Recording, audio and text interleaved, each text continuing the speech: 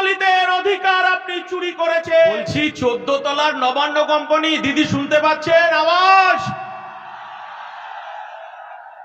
ভাই বস 22-এ আটকেছেন, 23-এ আটকেছেন, 24-এ মঞ্চে আসতে দেননি, 25-এ মঞ্চে আসতে দেননি, 42 দিন জেল খাটিয়েছেন।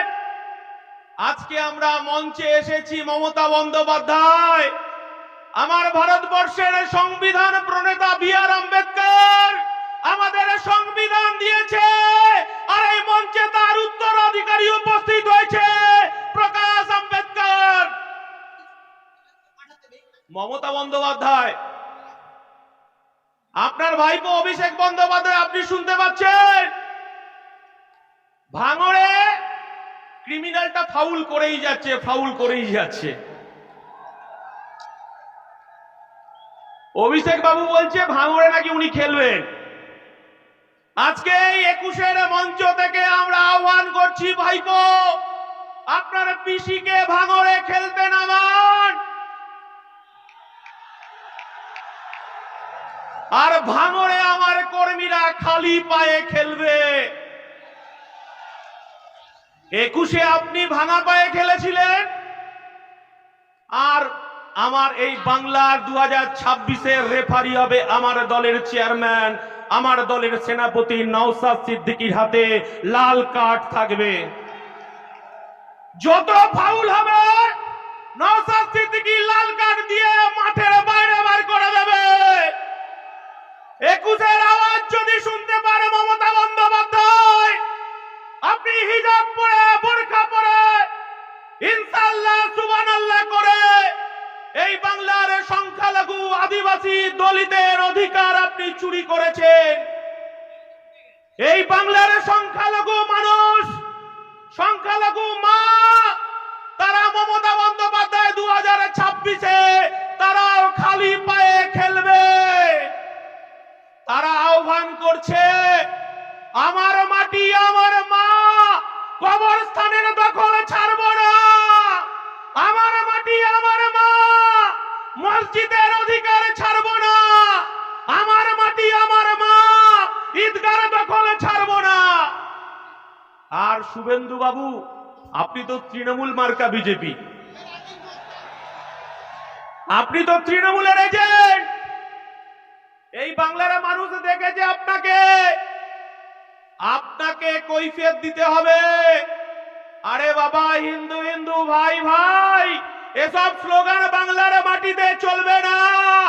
এ বাংলার মাটি দুর্জয় ঘাঁটি, এ বাংলার মাটি রবীন্দ্রনাথের মাটি, এ বাংলার মাটি নেতাজির মাটি, এ বাংলার মাটি আশফাকুল্লার মাটি, এ বাংলার মাটি ক্ষুদিরামের মাটি, এ বাংলার মাটি মেদিনীপুরে সতীশ সামন্তর মাটি, এ বাংলার সুধীর, এ বাংলার মাটি দুর্জয় ঘাটি, এ বাংলায় কাজী নজরুলের শ্যামা সঙ্গীত আমার হিন্দুদের মন্দিরে বাজে, আর মুসলমান পাড়ার মসজিদের আজানে আমার হিন্দু পাড়ার ঘুম ভাঙে।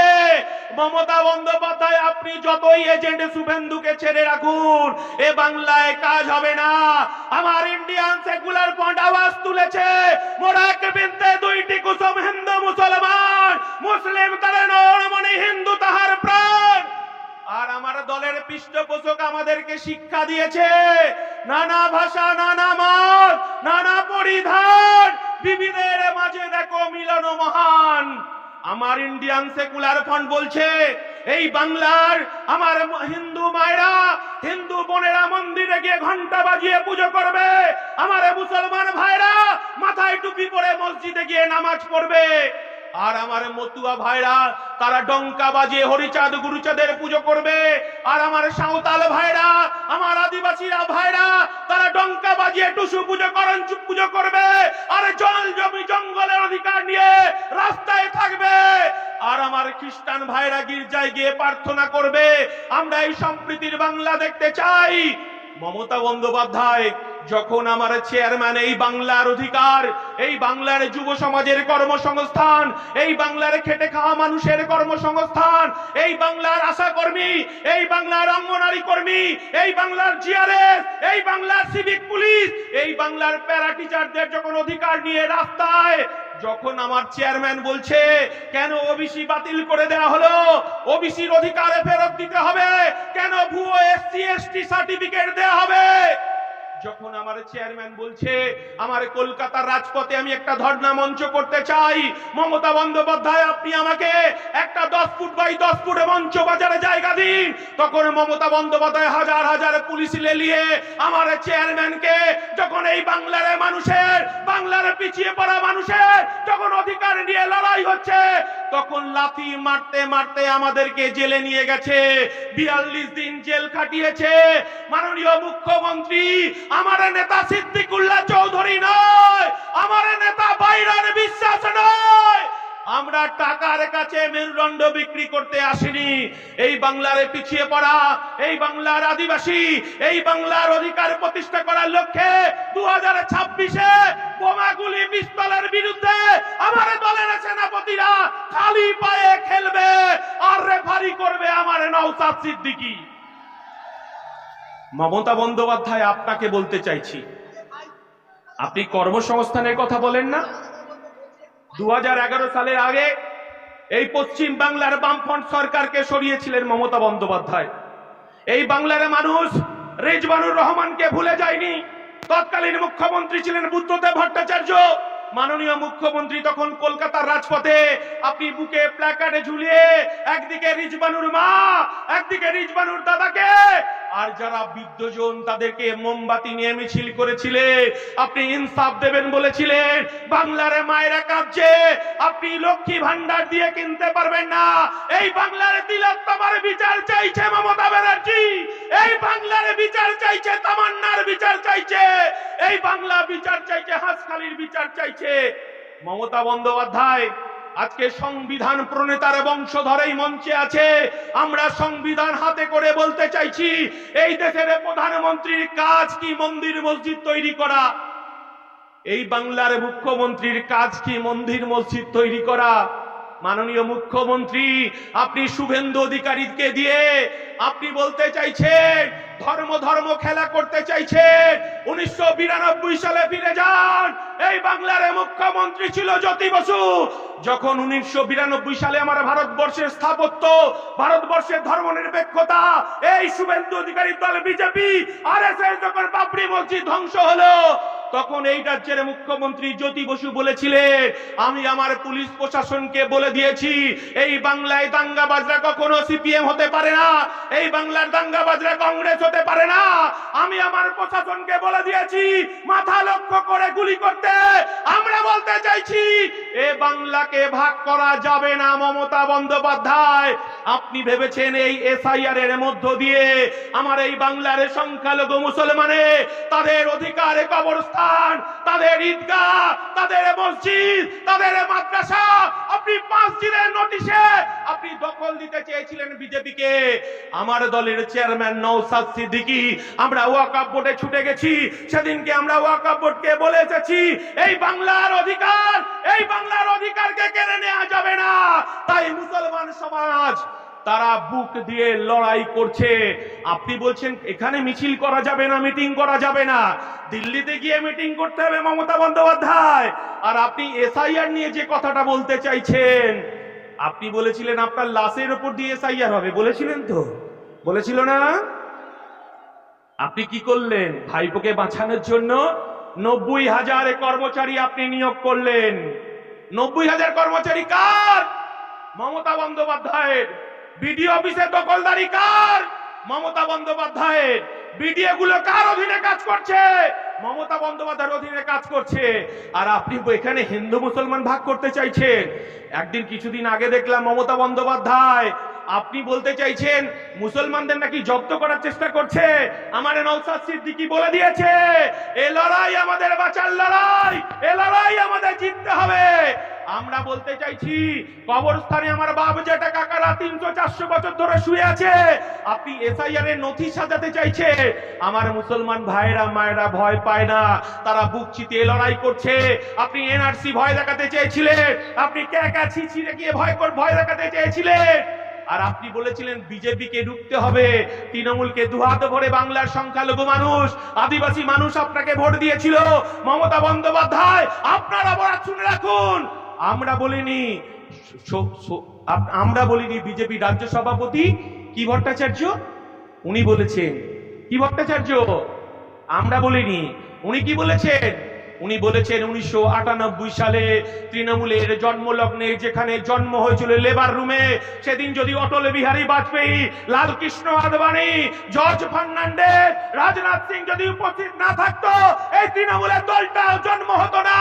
আর আমরা বলতে চাইছি 1998 সালের পর থেকে আপনি বিজেপির সঙ্গে সংসার করেছেন। আপনি কখনো রেলমন্ত্রী, আপনি কখনো কয়লা মন্ত্রী, আমরা দেখেছি মমতা বন্দ্যোপাধ্যায়। আপনি বলতে চাইছেন বিজেপি এতদিন পরে আপনার ঘুম ভাঙলো, আপনি এই বাংলাকে ভাগ করতে চাইছেন, এই বাংলার অধিকারকে আপনি বিজেপির হাতে তুলে দিতে চাইছেন। আমরা মাঝখানে চলে এসেছি, এটা আপনার গায়ে জ্বালা বেঁধেছে। নওশাদকে ভয় লাগছে।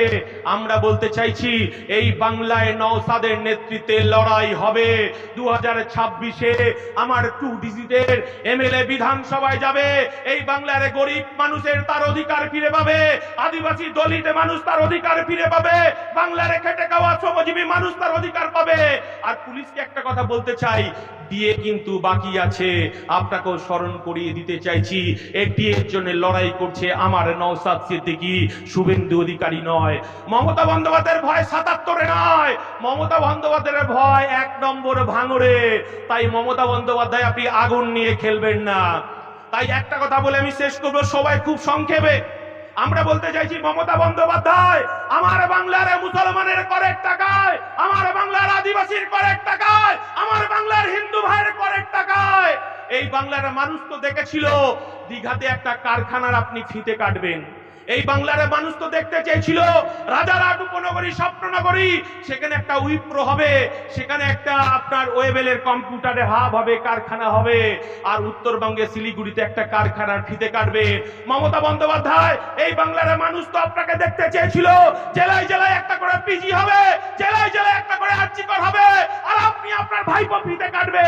এই বাংলার মানুষ তো দেখতে চেয়েছিলেন আপনার অপরাধ, এই বাংলার বেকার যুবকের পেটে লাথি মেরেছে, এই বাংলার বেকার যুবকের কর্মসংস্থানকে কেড়ে নিয়েছে। 26,000 শিক্ষক তারা রাস্তায় রাস্তায় ঘুরে বেড়াচ্ছে, তারা 2026-এ বিচার চাইছে। মমতা বন্দ্যোপাধ্যায় আপনাকে স্মরণ করে দিতে চাই, আপনি হিজাব পরুন, বোরখা পরুক, ইনশাআল্লাহ সুবহানাল্লাহ করুন। এই বাংলার খেটে খাওয়া মানুষের করের টাকায় এই বাংলার মানুষ দুর্গা মন্দির দেখতে চায় না, জগন্নাথ মন্দির দেখতে চায় না, শিলিগুড়িতে মহাকালের মন্দির দেখতে চায় না। এরা দেখতে চায় কলকারখানার উদ্বোধন হবে, বেকার যুবকের চাকরি হবে, খেটে খাওয়া মানুষের চাকরি হবে। তাই এ কথা বলি, আপনাকে স্মরণ করে দিতে চাই, এ বাংলার কাজী নজরুলের শ্যামা সঙ্গীত আমার মন্দিরে বাজে, আর মুসলমান পাড়ায় মসজিদের আজানে আমার হিন্দু পাড়ার ঘুম ভাঙে, এখানে কেউ ভাঙতে পারবে না। এই কথা বলে সকলকে সংগ্রামী অভিনন্দন জানিয়ে এই বাংলার বুথে বুথে লড়াই হবে, তৃণমূলের বিরুদ্ধে লড়াই হবে, বিজেপির সাম্প্রদায়িকের বিরুদ্ধে লড়াই হবে। আসলে যাহাই বিজেপি তাহাই তৃণমূল, যাহাই তৃণমূল তাহাই বিজেপি। লড়াই হবে সিয়ানে সিয়ানে। মমতা ব্যানার্জি বোমাগুলির পিস্তলের বিরুদ্ধে আমার নওশাদের নেতৃত্বে খালি পায়ে বুথে বুথে খেলা হবে। এই কথা বলে সবাইকে সংগ্রামী অভিনন্দন জানিয়ে আমার বক্তব্য শেষ করছি। ইনকলাব জিন্দাবাদ, ইন্ডিয়ান সেকুলার ফ্রন্ট জিন্দাবাদ, নওশাদ সিদ্দিকী জিন্দাবাদ, বাংলার ঐক্য জিন্দাবাদ। নমস্কার, সবাই মাথা ঠান্ডা করে বাড়ি ফিরবেন।